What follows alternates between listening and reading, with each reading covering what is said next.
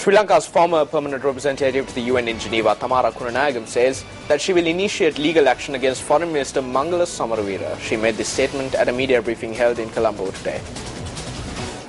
This media briefing was convened to respond to all allegations made by Foreign Minister Mangala Samaravira, who claimed that Thamara Kunanayagam had connections with the LTTE.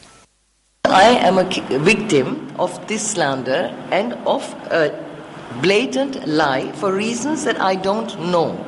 But most probably the minister knows why he made this statement. I believe that he has misused the fact that I'm a Tamil to automatically, because it's very easy, to automatically brand an organization that I have consistently and relentlessly fought against and criticized throughout my private and professional life. The minister offered no arguments and no proof because there is none. Only one day after having made this defamatory statement, Minister Mangala Samaravira told Parliament they will remove the ban on diaspora organizations and individuals as there was no tangible evidence to link them to the LTTE. Now, does this mean that he has tangible evidence that I came forward on behalf of the LTTE? Does this mean that my name appears on a list of LTTE terrorists? Or does the minister mean that he intends to draw up such a list and that he plans to put me on that new list of LTTE terrorists? What troubles me most is that the minister represents my country abroad and that he's abandoning the very promise that brought him and the government to power.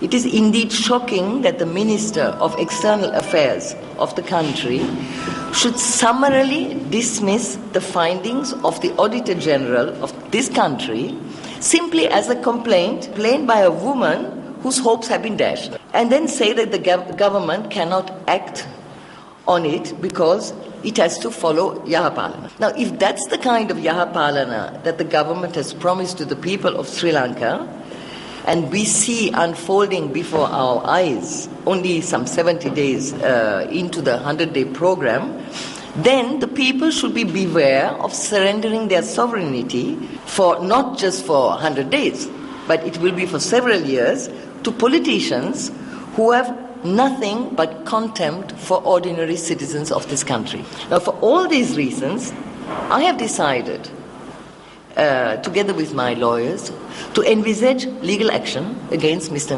Mangala Samaravira. In truth, I too am shocked that Mangala Samaravira, who spoke with me about good governance, has made such a false, racist allegation. He is well aware that Thamara Kunanayagam has never had connections with the LTTE. Why did he level such a false accusation? This government came into power to talk to the Tamil people and take the country forward. But what do? Whenever there is a problem, they shout, "Tiger, tiger." When a financial problem is put forward, it is not good governance to level other accusations at people. This is what happened under the previous government.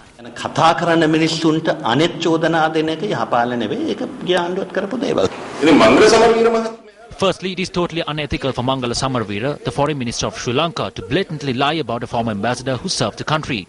Secondly, if the Foreign Minister says things like this about a former ambassador, then will anything he says on behalf of the country be accepted anywhere in the world?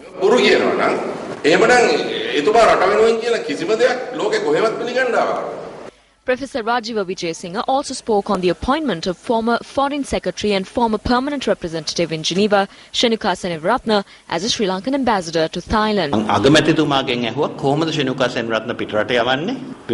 I asked the Prime Minister how can Shenuka Seneviratne be sent abroad. Was an inquiry conducted? At that instance, he said that it was tradition to give them a foreign posting after they have served as secretary, and added that it would be convenient for the investigation if she were abroad. Government power and power in the ministry was centered around Shenuka Seneviratne and Sajin Vaskunawardena under the previous government. So I asked Mangala if he did not look into all that she did against Chris Nonis.